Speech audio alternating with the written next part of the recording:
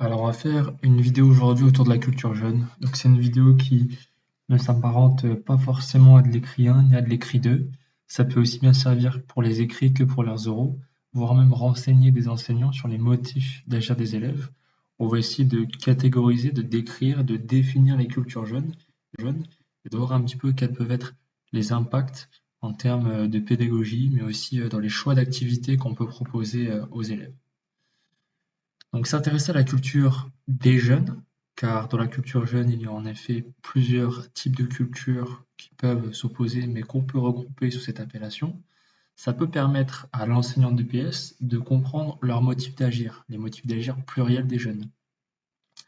Ce sont des motifs d'agir qui peuvent aller à rebours ou qui peuvent se voir concordants des activités proposées en EPS. Quand on parle d'activités proposées en EPS, ça concerne aussi bien l'APSA, le support et l'activité en elle-même, c'est-à-dire ce que l'élève va réaliser à partir de ce que l'enseignant leur demande, à partir de ce que la situation, le dispositif soumet de faire en situation. Donc la culture des jeunes, elle peut parfois s'opposer à la culture scolaire selon leur milieu social d'appartenance. Il y a une grande revue de littérature donc sur ce point notamment. Mais aussi selon les cultures sportives qui sont vécues en dehors de l'école. Il y a par exemple des tâches qui ne feraient pas sens pour les élèves, donc dans le premier cas, qui peuvent suivre un mouvement inverse que le geste éducatif qui est porté par la situation. Par exemple, une des valeurs scolaires que l'on peut retrouver dans un geste éducatif pourrait être très bien l'entraide, la coopération, le vivre ensemble. Pour autant, dire à des élèves de s'entraider car il faudrait s'entraider n'est pas toujours suffisant en regard de la distance entre une injonction scolaire et ce qu'on pourrait demander à des élèves. Donc des élèves peuvent ne pas suivre la consigne demandée de s'entraider en regard aussi, et qui peut dépasser cette culture scolaire ou des jeunes, mais en regard de leurs motifs d'agir propres qui sont hérités d'une culture personnelle.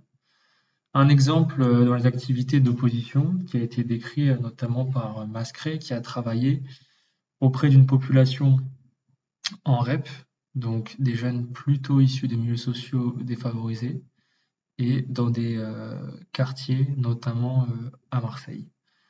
L'idée de la situation, c'était de demander à des élèves de coopérer, alors que ces derniers, dans une activité d'opposition, vont s'affronter ensuite.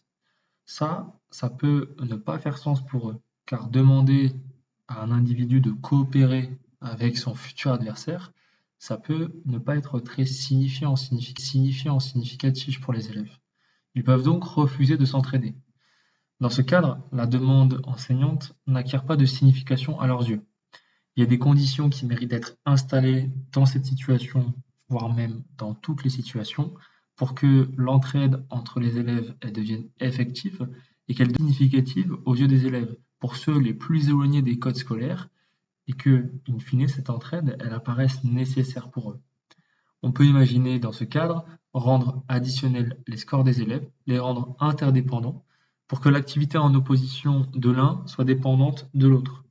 On peut imaginer un match en 30 points, par exemple, avec un premier match en 15 points, qui se terminerait donc à 15 points, et où le deuxième élève débuterait avec les points de son partenaire. Si son partenaire a marqué 15 points, il démarre avec 15 points. Si son partenaire a marqué 10 points face à un adversaire qui a marqué 15 points, alors il commence avec 10 points. Le résultat final serait donc le fruit d'une première opposition, puis d'une seconde, et en joignant les résultats des élèves, un espace de coopération pourrait se créer. Il pourrait réduire l'écart entre la culture scolaire qui s'incarne ici par des valeurs à transmettre, mais aussi par des apprentissages type en absa. On peut ensuite penser à une mise en projet de ce duo d'élèves au regard de critères qui leur seraient donnés par rapport à un objet d'apprentissage ciblé ou une contrainte, une problématique que ces élèves rencontrent. Donc de créer et de réduire l'écart par cette situation entre une culture scolaire et une culture justement d'injonction scolaire, à coopérer. Cependant, la culture jeune, c'est aussi une culture des loisirs, une culture sportive qui se vit en dehors de l'école. Il y a en effet plusieurs cultures sportives chez les jeunes. Les jeunes, par exemple, tendent à avoir une pratique de plus en plus plurielle, multiforme. La tendance est celle d'une pratique hors institution, hors des clubs, qui se vit pour elle-même, de manière auto-organisée et pour les motifs attachés à l'activité qui plaisent à l'individu. Donc l'activité est une pratique libre, le jeune s'auto-souhaite pour pratiquer son activité de la manière dont il le souhaite. Celle-ci peut se faire dans la rue, à l'image de sports de rue de type street football ou basket. On remarque que cette activité compose aussi des données collectives. On peut aussi penser au skate, au roller ou trottinette.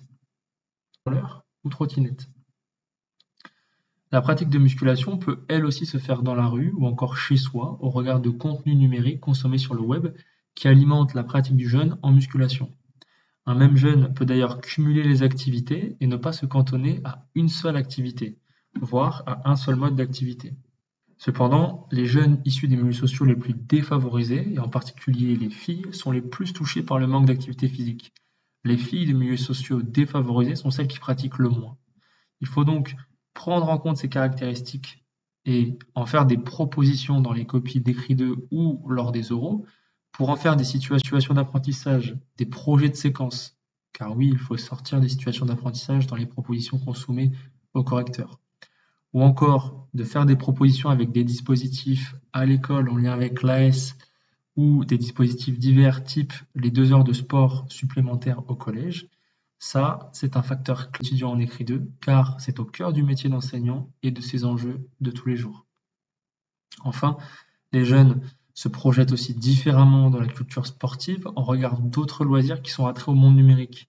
Les jeunes en sont de principaux consommateurs et peuvent devenir de plus en plus sédentaires. Ces loisirs numériques et l'investissement des jeunes dans ces loisirs sont à comprendre dans leur mode d'investissement comme une nouvelle source, un nouveau moyen d'émancipation de la sphère familiale.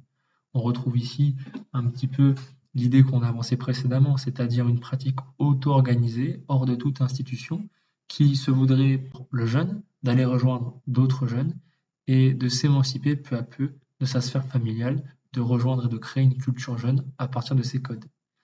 Les jeux vidéo, par exemple, dans la culture numérique, portent une culture jeune où ces derniers, à travers les modes de réalisation, peuvent se retrouver autour de divertissements, communiquer, jouer ensemble, discuter. Il y a des codes qui s'élaborent qui participent à la formation d'une nouvelle identité pour l'individu, mais aussi d'une nouvelle identité qui s'implante en lui, qui le dépasse, une identité de jeune que ces derniers tendent à affirmer. La culture jeune peut donc se décliner au regard de cultures sportives mais aussi numériques qui fondent de nouvelles catégories que l'enseignant peut prendre en compte et dont il doit avoir conscience pour proposer un enseignement susceptible de répondre aux motifs d'agir des jeunes et aux enjeux scolaires de formation.